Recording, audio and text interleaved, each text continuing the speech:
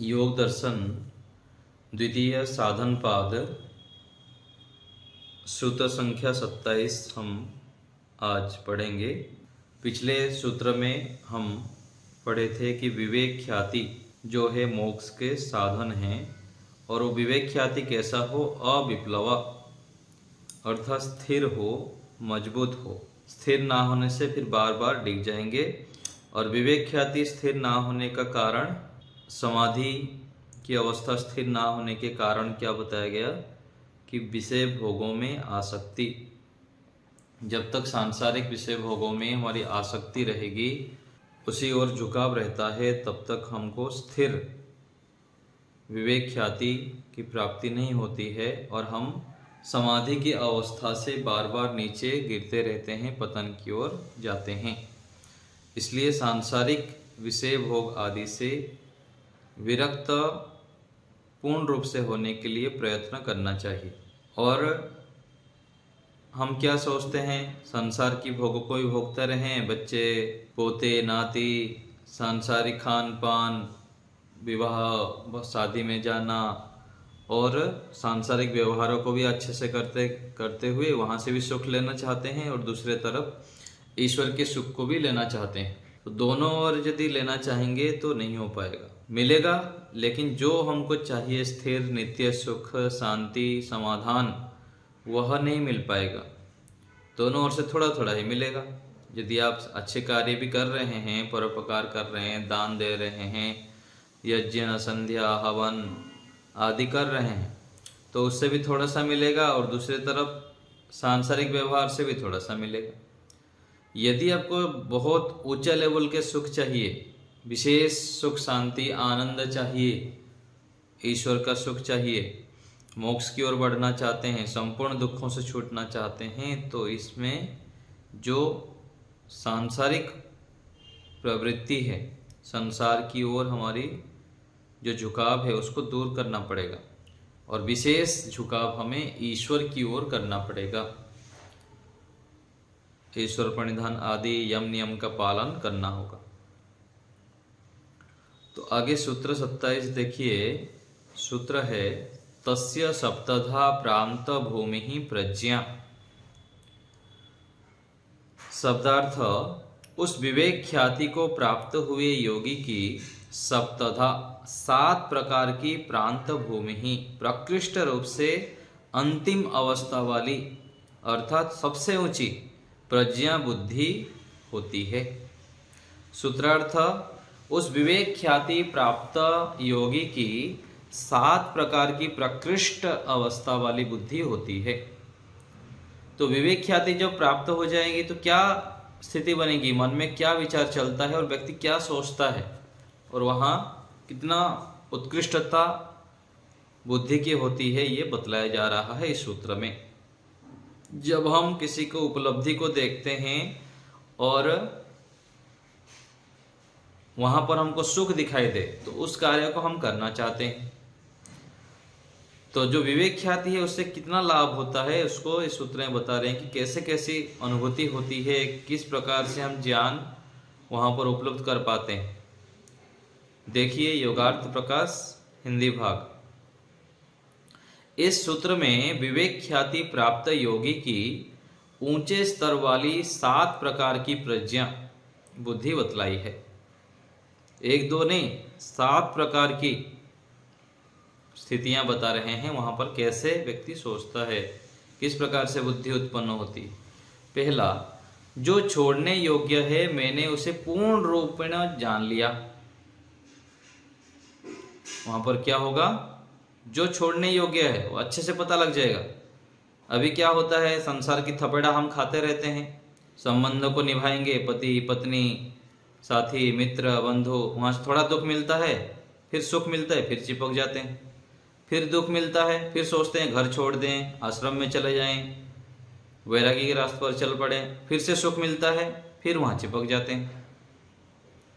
खाने में भी खा लिया अधिक मीठा अथवा अच्छी चीज़ें, फिर पेट खराब हुआ, फिर सोचे कि नहीं आगे नहीं खाऊंगा, फिर से क्या करते हैं, थोड़े दिनों बाद फिर भूल जाते हैं, पीछे जो दुख मिला था फिर से खाने लग जाते हैं।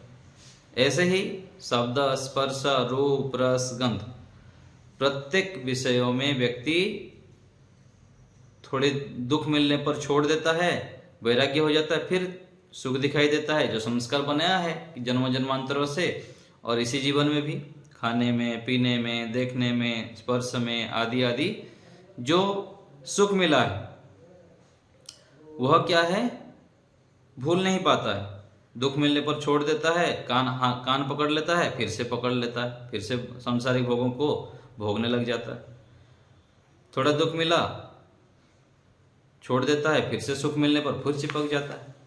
ऐसे करके व्यक्ति जब थपेड़ा खाता रहता है, पिटाई खाता रहता है, उस समय विवेक ख्याति होने पर व्यक्ति पूरा कान पकड़ लेता है, ना आगे और नहीं करना, केवल ईश्वर के लिए ही बढ़ना है, वैराग्य की ओर ही बढ़ना है। सांसारिक जो खाना पीना मौज मस्ती आदि जो है इससे बहुत दुख है, पूरा इसको छोड़ने योग्य है, वो उसको समझ में आ जाता है।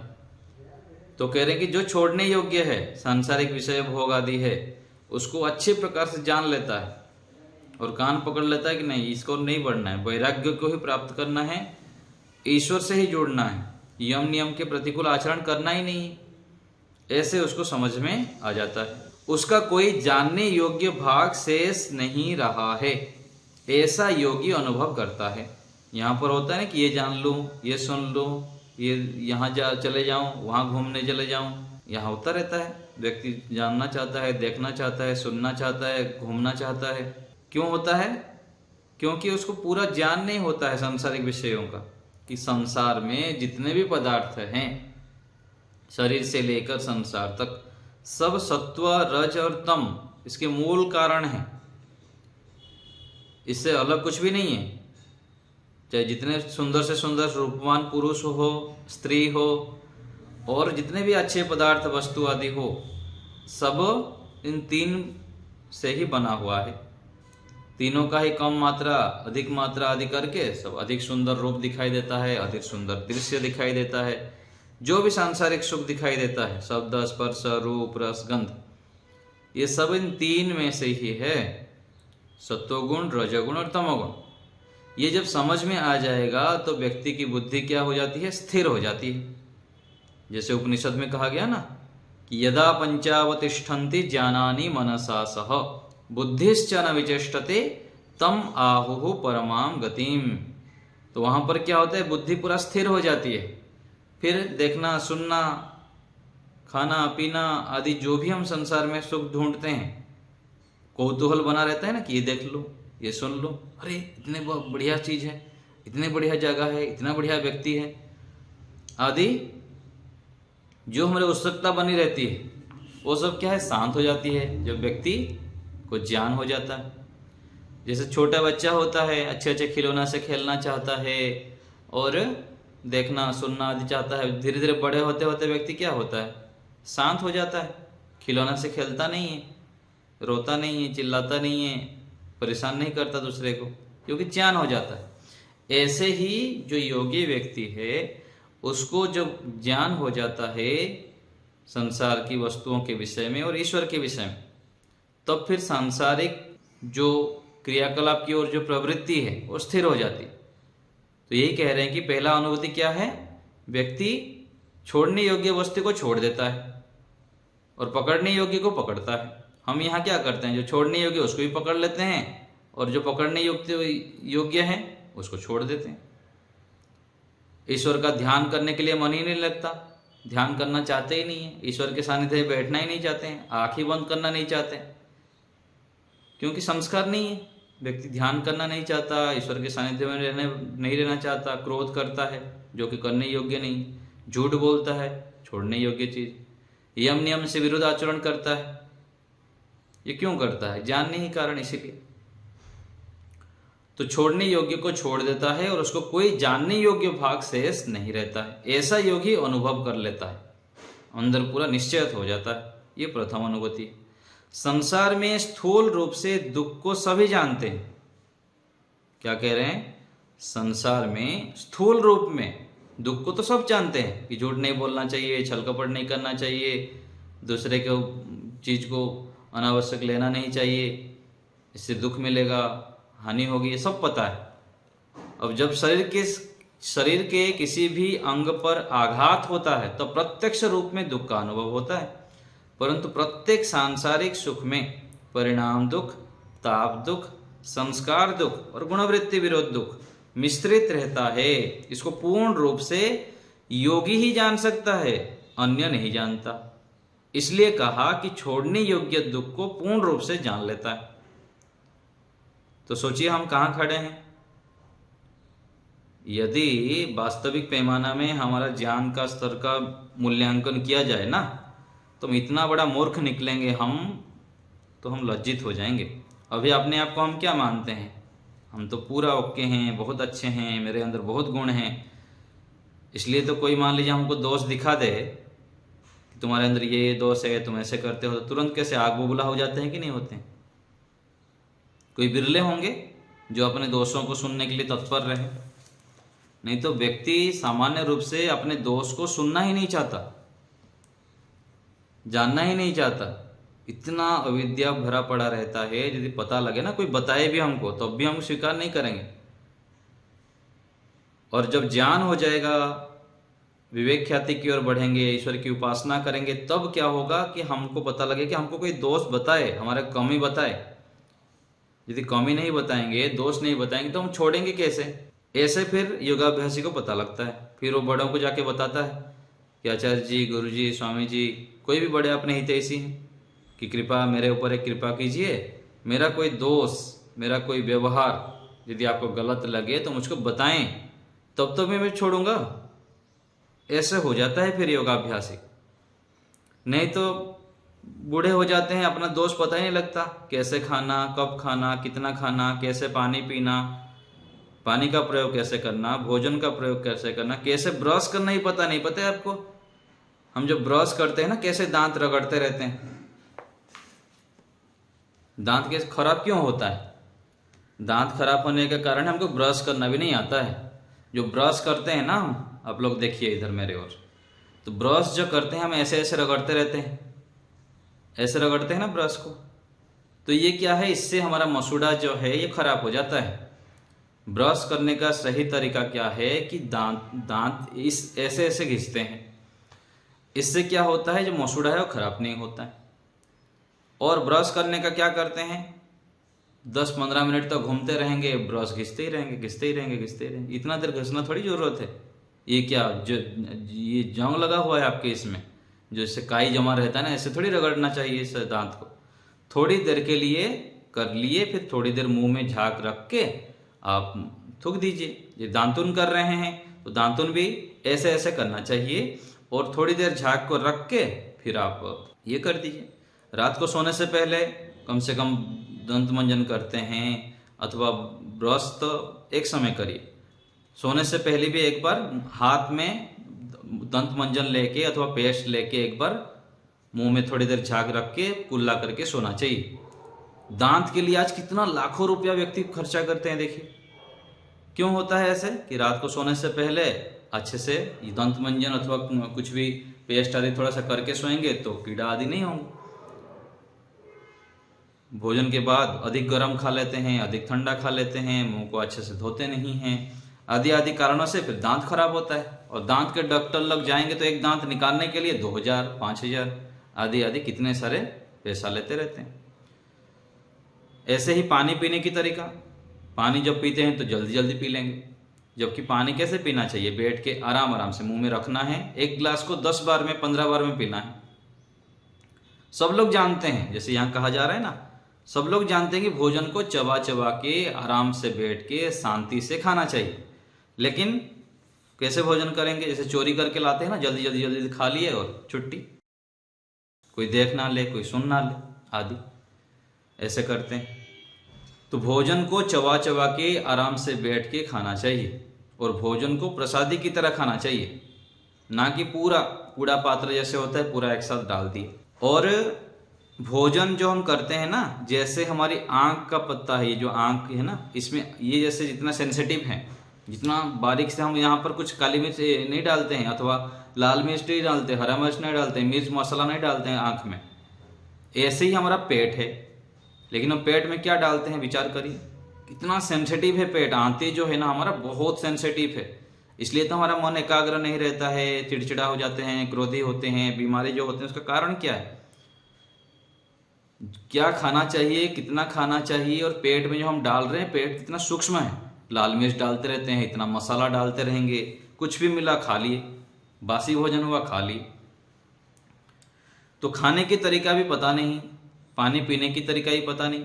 बहुत सारे लोग हैं सुबह उठ के पानी पीते नहीं, पानी बैठ कर नहीं पीते हैं, पानी घुट घुट करके नहीं पीते हैं, भोजन के बाद तुरंत पानी पी लेते हैं। तो बहुत सारे व्यवहारिक जो ज्ञान है हमारे पास नहीं होता है, इसलिए हम रोगी, दुखी, परेशान, हताश, निराश होते रहते हैं। ऐसे ही विचारों के लिए भी मैं बताया था कि हम बैठ के इधर उधर का विचार करते रहेंगे। जितना उलट पुलट विचार करेंगे उतना हमारा फिर संस्कार बनता रहता है और दुखी होते रहते हैं। सोने की तरीका ही पता नहीं, व्यक्ति सीधा होके सोएगा, उल्टा होके सोएगा, जबकि सोना क्या चाहिए, एक करवट, बाएं तरफ होके सोइए अथवा दाएं तरफ। अधिकतर तो आदर्श ये है कि बाएं तरफ करवट करके सोना। तो खाना पीना, सोना, विचारना, और सबसे बड़ी जो कमाई क्या है, अर्थ सूचिता। यदि धन की शुद्धि नहीं है हमारे पास तो जिंदगी भर दुखी रहेंगे, परेशान रहेंगे, हताश रहेंगे, निराश रहेंगे। जो घर में धन आ रहा है वो धर्म पूर्वक आना चाहिए। धर्म पूर्वक आने के बाद भी यदि 100 रुपया मिल रहा है तो कम से कम 10-20 रुपया 100 में से अपना धर्म कार्य में लगाना चाहिए। किसी भी कार्य में, देश राष्ट्र के कार्य में, अपने घर परिवार के अलावा कोई भी कार्य में लगाइए। 100 रुपया में से कम 10 रुपया, कम से कम बता रहा हूँ, 20, 30, 50 जितना भी करेंगे उतना आपका बैंक बैलेंस से अगले जीवन में साथ लेके जाएंगे। इस चीज को व्यक्ति को भी ध्यान ही नहीं देता, पैसा केवल बटोरता रहता है, घर में इकट्ठा करता रहता है बैंक में। जबकि आदर्श क्या है, धन की शुद्धता कैसे होगी कि जितना हम कमाते हैं वो धर्म पूर्वक कमाई हो और उसमें से अच्छी जगह पर लगाएं। और सबसे बड़ी जो दान क्या कहाँ देना चाहिए, वेद विद्या, ब्रह्म विद्या की। इसमें जब ईश्वरीय वाणी, वेद, गुरुकुल परंपरा हमारा बढ़ेगी, विद्वान बढ़ेंगे, सन्यासी बढ़ेंगे, श्रेष्ठ व्यक्ति बढ़ेंगे, सत्य विद्या का प्रचार होगा, उतना क्या है हमें सुख मिलेगा। क्योंकि संसार में जितने ज्ञान बढ़ेगा, जितने अच्छे अच्छे ज्ञानी व्यक्ति होंगे, उतना उलट पुलट काम नहीं करेंगे। ज्ञान की कमी के कारण, संस्कारों की कमी के कारण ही तो व्यक्ति गलत काम करता है। तो वेद विद्या के वृद्धि में हमको धन लगाना चाहिए। और जितने भी परोपकार का कार्य है, गौशाला है, अनाथालय है, कहीं गरीब है, तो ऐसे ऐसे जगह पर पक्षियों को दाना देना है, आदि आदि कार्य पर हमको निरंतर पैसा लगाते रहना चाहिए। यदि नहीं लगाएंगे तो फिर हॉस्पिटल में देंगे, घर में दवाखाना बन जाएगा फिर। तो आदि विषय मैं बता रहा था कि बहुत सारे व्यवहार हमें पता नहीं रहता है और इसी कारण से हम दुखी, हताश, निराश, परेशान रहते हैं। फिर सोचते हैं कि कोई आएगा हमारा दुख दूर कर देगा, फिर दुख दूर करने के लिए इधर उधर भटकते रहते हैं। व्यक्ति घर में यज्ञ करना नहीं चाहता, यज्ञ करेंगे तो जो चाहेंगे वो मिलेगा। थोड़ा 15-20 मिनट समय नहीं है। दैनिक अग्निहोत्र करने से व्यक्ति कतराता है। यज्ञ करे तो आपका ही लाभ होगा। इतने सारे आप दुख, अशांति, परेशानी में रहते हो और घर में अग्निहोत्र क्यों नहीं कर पाते हो? किसी को पता भी नहीं यज्ञ तो मिट्टी का ये ले आइए, घी ले आइए, गायत्री मंत्र से हवन करिए। यदि हमको पता लग गया कि यज्ञ करने से इतना लाभ होगा, हमारे दुख, अशांति, परेशानी सब कुछ दूर हो रहा है, तो हम करने में क्या समस्या है? और भिन्न भिन्न कार्य करने में तो बहुत समय लगा देते हैं हम इधर उधर के कार्य में, और यज्ञ करने में क्यों परेशानी है? जबकि यज्ञ करने से हमारा कितना दुख दर्द दूर होगा, कितने ईश्वर की आज्ञा का पालन होता है और कितना हम उपकार करते हैं संसार का। घर बैठ के 15 मिनट में लाखों लोगों को लाभ पहुंचा रहे हैं। जब हमारे माध्यम से लाखों लोगों को, करोड़ों लोगों को, करोड़ों प्राणियों को लाभ होगा तो उसका प्रतिफल हमको मिलेगा कि नहीं मिलेगा? अवश्य मिलेगा। फिर हमारी ज्ञान वृद्धि होगी और बहुत आगे बढ़ेंगे, परमात्मा शुद्ध ज्ञान देंगे। तो जैसे यज्ञ के विषय में ऐसे ध्यान के विषय में भी है। थोड़ी देर बैठो आंख बंद करके, 5 मिनट है, 10 मिनट है, ईश्वर से बात करिए। संसार के लोगों से तो खूब बात करते हैं हम, लेकिन ईश्वर से क्यों बात नहीं करना? ईश्वर को धन्यवाद करिए कि परमात्मा को कितना आप दिए हुए हैं। तो ऐसे हम कार्यों को करें, तब जाके क्या होगा, हमारा जीवन सुखमय होगा, और जो छोड़ने योग्य है वो हमको पता लगेगा, और जो पकड़ने योग्य वो पता लगेगा। तो ये विवेक ख्याति होने पर पहला अनुभूति ये है कि जो छोड़ने योग्य है वो पता लगता है, और जो पकड़ने योग्य है उसको भी ठीक ठीक पता लगता है। तो ये पहला काम, पहली अनुभूति है विवेक ख्याति की प्राप्ति होने पर। दूसरा देखिए, जो दुख के उत्पादक कारण हैं उनको मैंने पूर्ण रूप से क्षीण कर दिया, उनका कोई भाग क्षीण करने योग्य शेष नहीं रहा, योगी ऐसा अनुभव करता है। ये द्वितीय अनुभूति बताया ना कि जो दुख का कारण है उसको हम करते रहते हैं, उलट खाएंगे, उलट पिएंगे, खाना पीना, बैठना उठना, बैठे रहेंगे, व्यक्ति झुका हुआ बैठा रहेगा, खड़ा रहेगा, भोजन आजकल खड़े खड़े पकाते हैं माताएं, ये क्या है, भारतीय संस्कृति से थोड़ी था। तो बैठ के माताएं घर में पकाते थे, चूल्हा में पकाते थे। बहुत सारे हम ऐसे क्रियाएं करते रहते हैं कि दुख के बीज बोते रहते हैं, वो फिर पेड़ होता रहता है, फिर दुखी होते हैं। तो ये जो दुख के बीज हम बोते रहते हैं ना, वो पता लग जाता है कि मैं दुख का बीज बोऊंगा नहीं, क्योंकि बीज बोऊंगा तो फिर पेड़ उग जाएगा, और पेड़ उग जाएगा तो फिर जैसा पेड़ उगेगा वैसे खाना पड़ेगा। नीम का पेड़ उग गया तो फिर कड़वा खानी पड़ेगी। इसलिए योगी दुख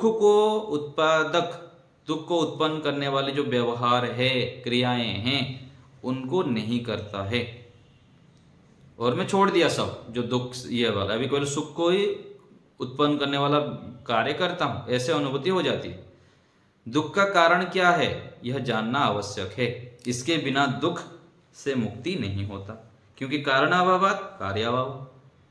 जब दुख के कारणों को जान लिए कि ऐसे ऐसे कार्य करने से मुझको दुख मिलता है, तो बुद्धिमान जब हो जाता है व्यक्ति क्यों करेगा, बीज क्यों बोएगा। वो अनावश्यक गप्पे लगाते रहते हैं, इधर के उधर के लोगों की निंदा चुगली करेंगे, तो ये क्या कर रहे हैं, दुख के बीज तो बो रहे हैं, संस्कार बिगाड़ रहे हैं अपना, राग द्वेष का संस्कार। व्यक्ति फिर शांत हो जाता है, मौन हो जाता है, और अच्छे स्वाध्याय करता है, ईश्वर का ध्यान करता है, सत्संग करता है। तीसरा, 2 हो गया, समझ में आ गया। तीसरा, असंप्रज्ञात समाधि के द्वारा जीवन काल में ही मोक्ष का साक्षात्कार कर लिया है, अर्थात जो प्राप्त करना था वो प्राप्त कर लिया, अब और कुछ प्राप्त करने योग्य शेष नहीं रहा, ऐसे पता लग जाता है। योगी ऐसा अनुभव करता है। ये तीसरा, ईश्वर प्राप्ति के पश्चात कोई प्राप्तव्य पदार्थ नहीं रहता।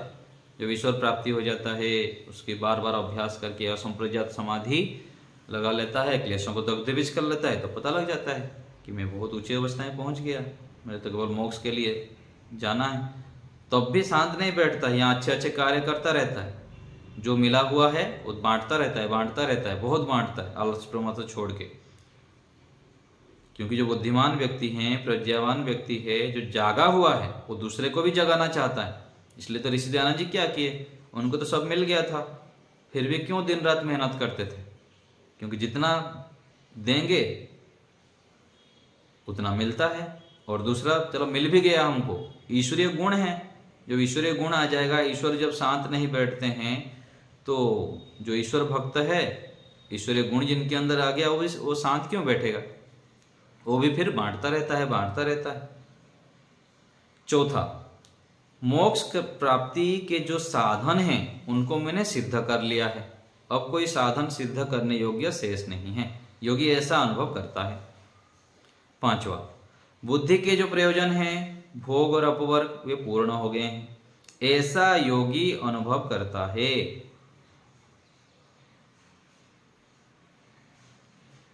और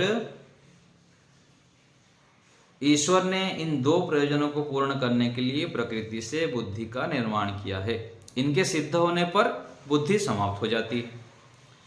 छठा, सत्व आदि 3 गुण प्रलय अभिमुख हो गए हैं, जैसे पर्वत के शिखर से गिरे पत्थर भूमि तल पर आ गिरते हैं, मध्य में नहीं ठहरते हैं, वैसे ही ये गुण स्थूल सूक्ष्म शरीर आदि भी अपने कारण प्रकृति में चित्त के साथ लीन हो जाते हैं, अर्थात अब वे जीवात्मा का अगला जन्म नहीं कर सकते। यह योगी की षष्ठ अनुभूति है, पता लग जाता है। जैसे हम 8वीं क्लास में आ गए, 10वीं क्लास में आ गए, मैं 12वीं में हूँ, मैं बीए कर लिया, एमए कर लिया, पीएचडी कर लिया, पता तो लगता है ना। ऐसे ही योगी को भी पता लगता है बिल्कुल कि मैं इस स्तर पर बढ़ रहा हूँ, ऐसे ऐसे क्लेशों को दग्धबीज कर लिया हूँ, मोक्ष की अवस्था को प्राप्त कर लिया हूँ, पता लग जाता है। 7वां, इस अवस्था में जीवात्मा सत्व आदि 3 गुणों से अतीत हो जाता है, अर्थात प्रकृति और उससे उत्पन्न बुद्धि आदि पदार्थों से स्वयं को पृथक जानता है और अविद्या, राग, द्वेष आदि मलों से रहित होकर अपने स्वरूप में और ईश्वर के स्वरूप में स्थित हो जाता है। यह योगी की 7वीं अनुभूति है। यह ईश्वर साक्षात्कार की अवस्था है, इसी का नाम मुक्ति है। यह सब पता लग जाता है उस स्थिति में। इस प्रकार की उत्कृष्ट बुद्धि को प्राप्त योगी जीवन काल में ही कुशल अर्थात मुक्त कहा जाता है। जब बुद्धि, मन, शरीर आदि प्रलय को प्राप्त हो जाते हैं तब भी उसको कुशल अथवा मुक्त ही कहते हैं। जीवित शरीर में रहते हुए जब आत्मा मोक्ष का अधिकारी बन जाता है तब जीवन मुक्त कहता है, और जब देह अवसान हो गया तो मोक्ष में चला जाता है, फिर तब भी उसको कुशल अथवा मुक्त ही कहते हैं। योग जिज्ञासु यह जानना चाहते हैं कि समाधि अवस्था में योगी को कैसा अनुभव होता है। इस सूत्र में यह स्पष्ट कर दिया गया है कि समाधि की अंतिम अवस्था में अमुक अमुक अनुभव होते हैं। तो देखिए, पता लग गया ना क्या क्या खाना मिलता है वहां पर, कितना बढ़िया सुख मिलता है। तो देखिए, हमको तीव्र तड़प होगी अभी मोक्ष की ओर बढ़ने के लिए? नहीं होगी। सुन लिए, इधर से सुने उधर से निकल जाएगा। ना हम विशेष साधना करेंगे ना तड़प होगी, क्योंकि इतना हमारे अंदर अलग अलग प्रकार से संस्कार है ना। कब जागेगा, कब ईश्वर की कृपा होगी, कब हमारे अंदर तड़प होगा, ये भी बड़ी समस्या है, क्योंकि संस्कारों से सब ग्रसित हैं। वैराग्य हो जाए हमारे अंदर, संसार से विमुक्त हो जाए, हम ईश्वर की ओर तड़प हो जाए, ये भी बड़ी कृपा है, बड़ी उपलब्धि है। सब जानने के बाद भी प्रवृत्ति नहीं हो पाती। इससे यह बात भी ज्ञान होता है कि योगाभ्यासी के लौकिक संस्कारों की दग्धबीज अवस्था सिद्ध हुई अथवा नहीं।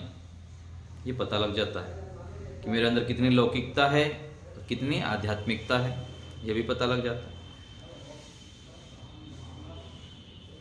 यदि योगी को उपयुक्त अनुभव होते हैं तो संस्कारों की दग्धबीज अवस्था प्राप्त हो गई है। यदि इन अनुभवों से विपरीत अनुभव होते हैं तो दग्धबीज भाव अवस्था प्राप्त नहीं हुई है, ऐसा जानना चाहिए। समाधि अवस्था में अमुक अमुक अनुभव होते हैं, इससे यह बात भी ज्ञात हो जाती है कि योगाभ्यासी की समाधि सिद्ध हुई व नहीं हुई। यदि ये अनुभव होते हैं तो समाधि प्राप्त हो गई है, ऐसा समझना चाहिए। यदि इन अनुभवों से विपरीत अनुभव होते हैं तो समाधि प्राप्त नहीं हुई है, ऐसा जानना चाहिए। संसार में समाधि के नाम से विविध मान्यताएं चलती हैं।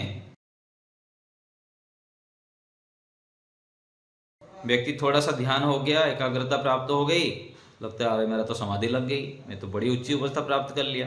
फिर 50 लोगों को कहता जाएगा, फिर धड़ाम से गिरेगा, जितना है उतना भी चला जाता है। ये स्थिति है।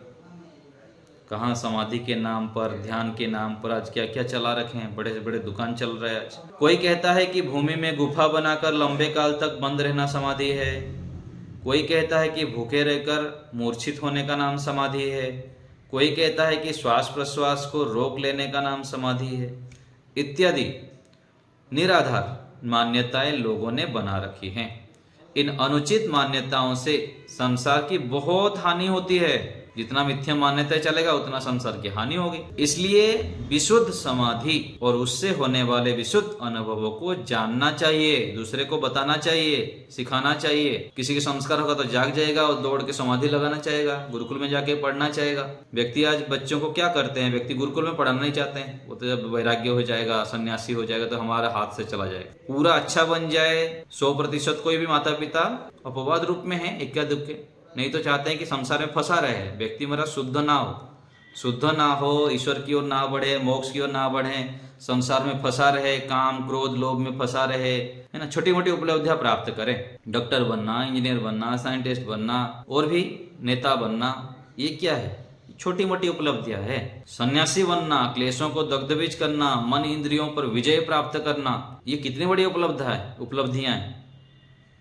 तो माता पिता जो बुद्धिमान हैं, प्रज्ञावान हैं, विवेकी हैं, उनको चाहिए कि अपने बेटे पोते आदि को सन्यासी बनने के लिए, जितेंद्रिय बनने के लिए, वास्तविक जो सन्यासी हैं, मोक्ष की प्रतीक बनने के लिए प्रेरित करना चाहिए। तब जाके उनका जीवन भी सफल होगा, हमारे कुल, पीढ़ी, खानदान सब तरह अच्छा हो जाएगा और हमारा देश, राष्ट्र का भी कल्याण होगा और उसका भी कल्याण होगा। नहीं तो सांसारिक भोगों में, खाना पीना, मौज मस्ती, पैसा कमाना, गाड़ी बंगला आदि में फिर फंसे रहेंगे। इसी से मानव जीवन सफल होता है, अन्यथा नहीं होता है। हम भी वैरागी बने और दूसरे को भी वैरागी बनने के लिए प्रेरित करें। अपने पोते नाती जितने भी घर में हैं उनको बताए कि भाई ये सबसे बड़ी उपलब्धि है, सन्यासी बनना, जितेंद्रिय बनना। संसार को तो तुम जीत लोगे, लेकिन अपने आप को जीतना कितनी बड़ी उपलब्धि है। बड़े से बड़े संसार को व्यक्ति जीतना चाहता है, बलवान, धनवान, ज्ञानवान बनना पा जाता है, लेकिन अपने इंद्रियों के गुलाम रहता है, मन को एकाग्र नहीं कर पाता है, ईश्वर के आनंद में डुबकी नहीं लगा पाता है। तो ये क्या उपलब्धि है? छोटे मोटे उपलब्धि प्राप्त करते रहे।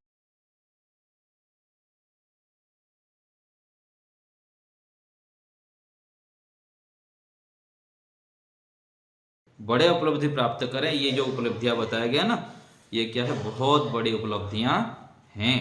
तो हम ईश्वर से प्रार्थना करें, हम इस उपलब्धियों को स्वयं प्राप्त करें, दूसरे को भी प्राप्त करने के लिए प्रेरित करें। ठीक है, चलिए बताइए आप लोग, कुछ शंका किसी को पूछना हो तो। निर्मला सुदेशना माता जी बोलिए। आचार्य जी नमस्ते। नमस्ते माता जी। आचार्य जी, हम तो सब संसार में है, वो शादी और कुछ जो होता है उत्सव जो अपने परिवार में, पहले तो जाने के लिए खुशी लगता था, लेकिन अब ये पढ़ने के बाद जाने नहीं चाहते, लेकिन कहीं कहीं मजबूरन जाना पड़ता है। जाना भी चाहिए, जाना पड़ेगा। संसार में रहेगा तो जाना पड़ेगा ही, जैसे भी हो जाना ही, नहीं तो संसार से भागना पड़ेगा। यही तो है, जाना पड़ेगा। मैं बोल रहा हूँ माता जी कि जाना तो पड़ेगा ही, संसार में रहते हैं तो, लेकिन तड़प नहीं होना चाहिए। जैसे हाँ, अभी आ रही है माता जी। जी आचार्य जी। मैं बोल रहा हूँ जाना तो है ही, लेकिन जाने पर भी थोड़े बहुत जाके काम चलाओ, बातचीत कर लेना है, मिल लेना है, थोड़ा बहुत भोजन करके फिर आ जाना है। अधिक उसमें आसक्त नहीं होना है, केवल व्यवहार चलाने के लिए जाना है। अच्छा, ठीक है ना। तो अपना काम करके वापस जल्दी आ जाना है। हाँ जी, हाँ जी। वहाँ भी ईश्वर प्रणिधान बनाए रखना है, अधिक इधर उधर देखना नहीं है, ज़्यादा उसमें उलझना नहीं है, केवल संसार में रह रहे हैं, संबंध निभाना है, इस उद्देश्य से जाके मिलजुल के आ जाना है। अच्छा ठीक है आचार्य जी, धन्यवाद। ठीक है ना जी। प्रेम कुमार जी।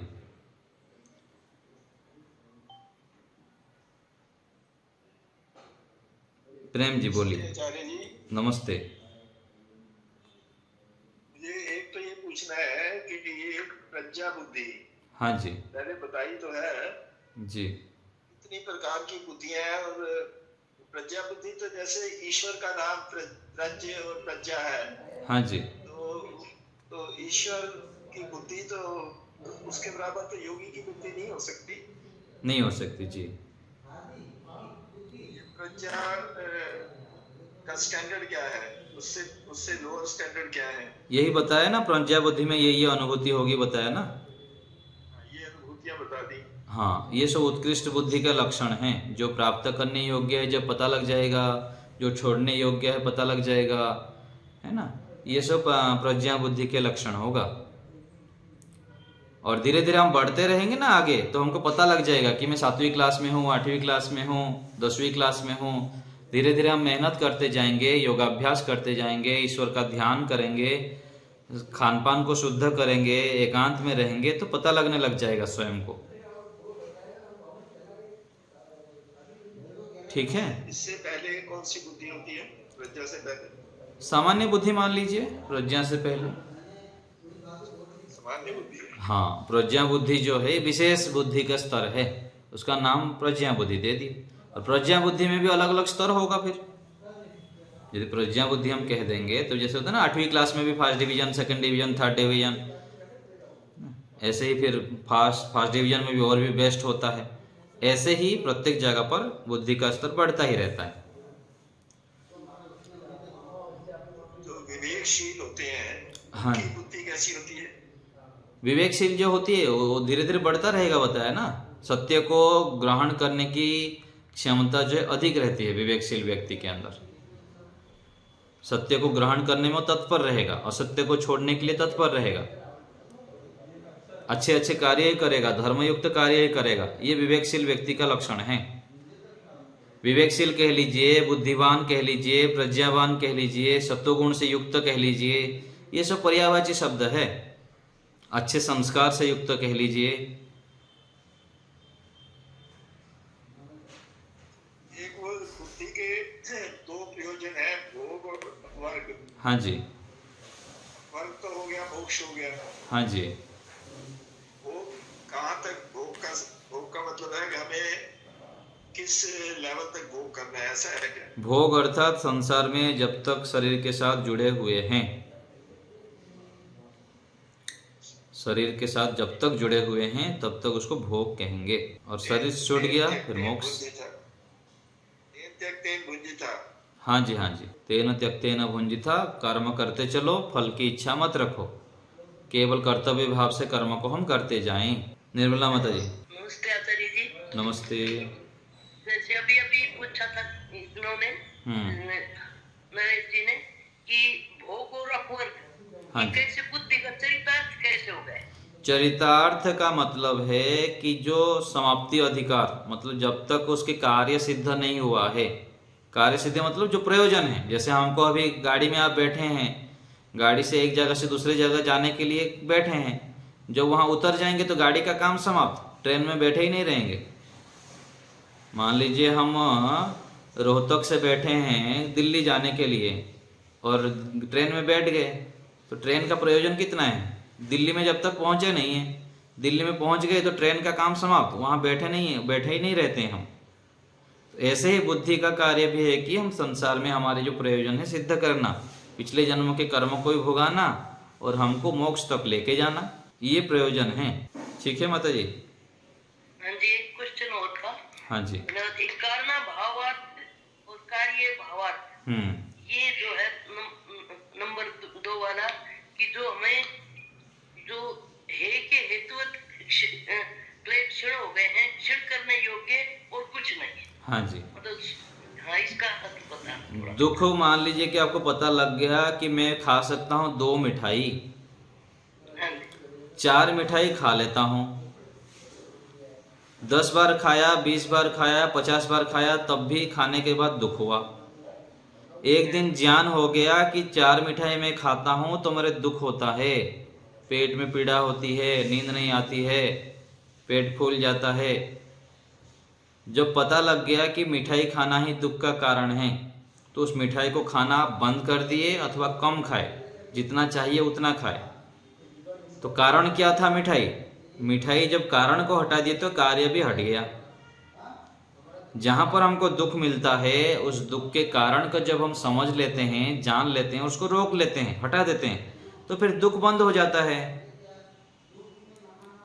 तो ऐसे ही संसार में हम देखते जाते हैं कि दुख के कारण क्या है, उसको हटाते हैं। और दूसरी तरफ सुख के उपाय क्या है? यम नियम का पालन करना, रात को जल्दी सोना, सुबह जल्दी उठना, सत्संग करना, स्वाध्याय करना, ईश्वर का चिंतन करना, परोपकार करना, दान देना, आदि आदि श्रेष्ठ कार्य को जो हम निरंतर करते जाते हैं, ये क्या है? ये कारण है। इन कार्यों को करेंगे, ये क्या है? सुख के कारण है। सुख के कारणों को जब आप करते जाएंगे तो कार्य है, तो फिर कार्य हो, कारण है तो कार्य होगा। तो दुख के कारणों को हटाएंगे तो दुख हट जाएगा, और सुख के कारणों को पकड़ेंगे तो सुख आएगा फिर। ठीक है माता जी? हाँ जी, बहुत धन्यवाद आचार्य। लता माता जी। आचार्य जी नमस्ते। नमस्ते। अब जैसे आप बोले ना कि जो भी हम करना है सांसारिक रूप ये में जगह में स्थान में रहकर, तो सब कर्तव्य मानकर हमको करना चाहिए, फल की सब ये नहीं करना चाहिए। हाँ जी। तो कुछ ऐसा भी है क्या, मतलब शास्त्र में मुझे तो कुछ पता नहीं, जो सांसारिक शास्त्र भी है कि ऐसा रहना है वैसा रहना है, मतलब पति पत्नी हो या बच्चों के सब साथ सब में ये हो, सब कुछ लिखा हुआ है, अच्छा सब कुछ लिखा हुआ है। यही तो हम पढ़ रहे हैं, हमारे सत्संग जो कक्षा हो रही है अभी यही तो सिखा रहे हैं हम। जो वेदों में लिखा है, जो कर्तव्य है, क्या करना क्या नहीं करना, यही सब हम रोज पर चर्चा करते हैं। उसको सुनते जाना, लिखते जाना, नोट बनाते रहना, अपना कहाँ कहाँ कमी है उसको। भी कुछ धर्म होते हैं। हाँ, गृहस्थ का पंचमहायज्ञ है ना, देव यज्ञ, ब्रह्म यज्ञ, देव यज्ञ, पितृयज्ञ, अतिथि यज्ञ, बलि वैश्वदेव यज्ञ, ये 5 कर्म रोज करने का है। रोज विद्वानों को घर में लाना है, उनके सत्संग सुनना है, उनको अच्छे भोजन खिलाना है, उनका सत्कार करना है, ये रोज का काम है। पितृयज्ञ, माता पिता गुरुजन उनकी सेवा करनी, उनको प्रसन्न रखना, ये रोज का काम है। बलि वैश्वदेव यज्ञ, पशु पक्षी कीट पतंग अनाथ विकलांग आदि की रोज सेवा करने के काम है, हम करते नहीं। रोज ध्यान करने का नियम है, रोज यज्ञ करने का नियम है। नियमों का हम पालन नहीं करेंगे और चाहेंगे सुख मिल जाए हमको। हम क्या सोचते हैं, शॉर्टकट, कुछ ना करें और मिल जाए, केवल बैंक बैलेंस भरते रहें, पैसा कमाना, सुबह से उठकर रात तक खाना पीना, बच्चे पैदा करना, बूढ़े हो जाना, मर जाना, इतना हमको सिखाया गया है और इतना हम देखे हैं, सीखे हैं। बाकी जो 5 महायज्ञ कहा गया उसको रोज करना है, कितना करना है उसको हम जानते नहीं हैं और करते भी नहीं। तो गृहस्थ को सबसे श्रेष्ठ आश्रम कहा गया, बड़ा आश्रम कहा गया। गृहस्थ आश्रम को स्वर्ग आश्रम भी कहते हैं। गृहस्थ सभी का पालन पोषण करता है, सबसे सुखी उसको होना चाहिए, लेकिन उसको पता ही नहीं है गृहस्थ में जाने से पहले क्या क्या नियम हैं, गृहस्थ क्यों जाया जाता है। सोचते हैं कि मौज मस्ती करने के लिए जाते हैं। गृहस्थ तो बहुत तपस्वी आश्रम है, बड़ा तप करना पड़ता है गृहस्थ में, और तप जैसे करता है उसको सुख में मिलता है, उस प्रकार से बड़ा आनंद आगे मिलता है। फिर गृहस्थ के बाद वानप्रस्थ में जाता है, संन्यास जाता है। गृहस्थी व्यक्ति ही बहुत सारे चीजें, व्यवहारिक चीज उसको पता लगता है, जो कि मेरे अनुभव के आधार पर बहुत सारे ब्रह्मचारियों को, सन्यासियों को उसका पता नहीं लगता, क्योंकि संसार की व्यवहार देखा ही नहीं, मिलना जुलना, कैसे रहना, कैसे व्यवहार करना पता ही नहीं। बहुत सारे माताएं ऐसे होते हैं, गृहस्थी माताएं जैसे व्यवहार करते हैं ऐसे व्यवहार नहीं कर पाते हैं जो ब्रह्मचारिणी हैं, क्यों तपे नहीं है, उनको पता नहीं है कितना तप करना पड़ता है गृहस्थ में, कैसे कैसे मेंटेन करना पड़ता है घर को। तो गृहस्थ आश्रम तो बहुत श्रेष्ठ आश्रम है।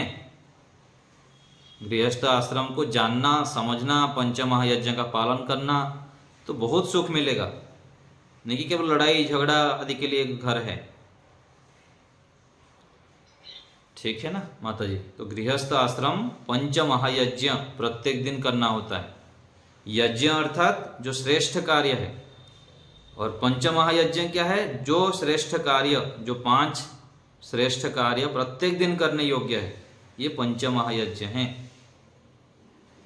ये प्रत्येक दिन करने चाहिए, लेकिन कोई करता ही नहीं। ना विद्वानों का संग करते हैं हम, ना उनके सानिध्य में रहते हैं, ना घर में बुलाते हैं, ना उनका सत्कार करते हैं, आदि आदि बहुत सारी बातें हैं। हमको जानना चाहिए। रोज ब्रह्म यज्ञ करें, सुबह शाम ध्यान करें। ध्यान करना अति आवश्यक है। ध्यान नहीं करेंगे, ईश्वर के आनंद को प्राप्त नहीं करेंगे। ईश्वर से ज्ञान, बल, आनंद, सुख यदि प्राप्त नहीं करेंगे तो फिर दिन भर उलट पुलट कार्य करेंगे, व्यवहार हम गलत करेंगे। ठीक है माता जी। तो रोज ब्रह्म यज्ञ करना है, देव यज्ञ करना है, पितृयज्ञ करना है, बलि वैश्वदेव यज्ञ और अतिथि यज्ञ, 5 काम रोज गृहस्थी को करना चाहिए। इससे फिर हमको बहुत सुख मिलेगा, शांति मिलेगी और ज्ञान भी बढ़ेगा, ईश्वर भी प्रसन्न होंगे और हम अपना आत्म कल्याण अच्छे प्रकार कर सकते हैं। गृहस्थी व्यक्ति भी कर सकता है। वो सोचेगा नहीं तो मैं तो गृहस्थी हूँ, कुछ नहीं कर सकता, मैं तो ऐसा है, ये तो अज्ञानता है। गृहस्थ में रहते हुए भी बहुत बड़ा तप कर सकते हैं। अपने संतानों को ईश्वर के संतान माने, अपने संतान नहीं माने कि ये ईश्वर की दिया हुआ संतानें हैं। इनको पालन पोषण करके उनका निर्माण करना ईश्वर की भक्ति है। यदि हम योग्य बना दिए संतान को तो ईश्वर की पूजा कर रहे हैं। हम संतानों की क्या मान लेते हैं, मेरा बेटा है, मेरा बेटी है, अरे कहाँ से लेके आए थे आपका बेटा बेटी को? ये तो ईश्वर ने दिए हैं, मंदिर में जाके पूजा करने के लिए नहीं। ये ईश्वर की संतान मानिए कि ये ईश्वर का बेटा है, ये ईश्वर की बेटी है, इनको योग्य बनाना है, और इस योग्य बनाने में ही ईश्वर भक्ति है, ईश्वर की पूजा है। ऐसे मान के भक्ति करिए तो गृहस्थ भी क्या हो जाएगा, तपोवन बन जाएगा और तपस्या के स्थली बन जाएंगे, और इस तप से फिर हम निखरेंगे, हमारी समाधि जल्दी लगेगी आगे चलकर। ठीक है? हाँ जी जी, चल, बहुत धन्यवाद। निर्मला माता जी बोलिए। हाँ जी, एक प्रश्न और था माता जी जैसे विवेक प्राप्ति के लिए एक तो जो है पुत्र मोह, और एक स्त्री मोह, और एक जो है जो घर का मोह है, हाँ माता जी, संपत्ति का मोह है, वो छोड़ देना चाहिए। तो इसमें स्त्री क्यों कहा गया है? स्त्री देखिए किसी को भी छोड़ने योग्य नहीं, सबसे यथा योग्य लाभ लेना है। ये तो उलट पुलट मान्यताएं सब बनाते हैं। छोड़ना तो पड़ेगा ही, लेकिन छोड़ना कैसे? गीता में हमने पढ़ा था कि उसमें स्त्री का स्पेशल हुआ है। हाँ माता जी, सब कुछ छोड़ने के लिए कहा गया है। और दूसरी जगह वेद क्या कहता है, सब कुछ पकड़ के भी चलो, समय आने पर छूट ही जाएगा। छूटना मतलब क्या है, ज्ञान हो जाएगा तो सबसे संबंध करते हुए व्यवहार करते हुए भी छूट जाएगा, लेकिन एकाएक छूटता नहीं है। इसलिए थोड़े थोड़े बीच बीच में आश्रम में जाके रहिए, सत्संग करें, घर परिवार से दूर रहे, फिर वानप्रस्थ में भी जाए, आश्रम में जाके रहे, तो फिर छूटेगा। एकाएक छूटेगा नहीं। जब तक आलंबन बना रहेगा तब तक संस्कार मिटता नहीं है। जब हम ऐसे अभ्यास करते रहेंगे धीरे धीरे धीरे धीरे करके, तो एकाएक फिर छूट जाएगा, और पास में रह के भी छूट जाएगा जब ज्ञान हो जाता है। केवल दूर हो जाने से छूट जाएगा ऐसा नहीं है। सन्यासी बन गया, घर छोड़ गया, लेकिन पकड़ के रहता है पत्नी को, बच्चा को, पैसा को, ये क्या छूटना हुआ? ये थोड़ी छूटना है। ज्ञान के दर पर छूटना, सब कुछ रहते हुए, सब कुछ व्यवहार करते हुए भी बस जितना चाहिए उतना व्यवहार करना, ये वास्तविक छूटना है माता जी। सभी जगह पर लगा लीजिए, तो स्त्री लगा लीजिए, सब कुछ लगा लीजिए। स्त्री पास में रहते हुए भी, स्त्री की जगह पुरुष भी हो सकता है, पर हाँ हाँ, स्त्री हो पुरुष हो, साथ में पति पत्नी रहते हुए भी ज्ञान पूर्वक एक दूसरे को समझेंगे, समझाएंगे, धर्म आचरण करते रहेंगे, तो पति पत्नी एक जगह पर रहते हुए भी ब्रह्मचर्य का पालन कर सकते हैं, अच्छे से व्यवहार कर सकते हैं। ईश्वर की दृष्टि से हमको अच्छा बनना पड़ता है। संसार के लोग कुछ भी बोलते रहे, संसार तो बहुत कुछ बोलेगा। ईश्वर के दृष्टि से पति पत्नी के साथ रहते हुए भी, घर परिवार के साथ रहते हुए भी हमको ईश्वर भक्ति को नहीं छोड़ना है, अच्छे कार्य को नहीं छोड़ना है। ये कर सकते हैं हम, और ये अभ्यास से होगा। ठीक है ना माता जी? तो छोड़ना मतलब है ज्ञान पूर्वक छोड़ना, और छोड़ना ज्ञान पर एकाएक तो नहीं होगा। गलत काम को छोड़ने के लिए अधिक प्रयत्न नहीं करना चाहिए, अथवा प्रयत्न दूसरे से भी नहीं करना चाहिए। छोड़ दो, आप ऐसे क्यों करते हो, आप ऐसे क्यों करते हो, ऐसा नहीं करना चाहिए। ये सब मत बोलिए आप ज्यादा, अथवा ना मत सोचें। अच्छे कार्य को करते रहिए, ईश्वर प्रणिधान करिए, धर्म कार्य करिए, सत्संग सुनिए, ओम का जप करिए, एकांत में रहिए। जब अच्छे कार्य को बढ़ाते रहेंगे तो बुरे काम अपने आप छूट जाएगा। दूसरे व्यक्ति को, बच्चे को ये मत कर, ये मत कर, ये मत कर, अरे मत करो, क्यों कर रहे हैं आप? अच्छे कार्य में उसको लगा दीजिए ना, ये कर, ये कर, ये कर। जब अच्छे कार्य में लगा देंगे तो बुरे काम अपने आप छूट जाएगा। ऐसे अपने ऊपर हम सोचें कि हम ज्यादा चिंता ना करें कि मेरे अंदर ये दोष है, ये है, वो है, ऐसा ऐसा मत सोचिए। अच्छे कार्य करते रहिए जितना हो सके। अच्छे कार्य को बढ़ाते जाएंगे तो बुरे काम अपने आप साइड हो जाएगा, क्योंकि स्थान सीमित है हमारे पास। अच्छे कार्य की मात्रा बढ़ा देंगे तो बुरे काम के लिए स्थान ही कहाँ रहेगा।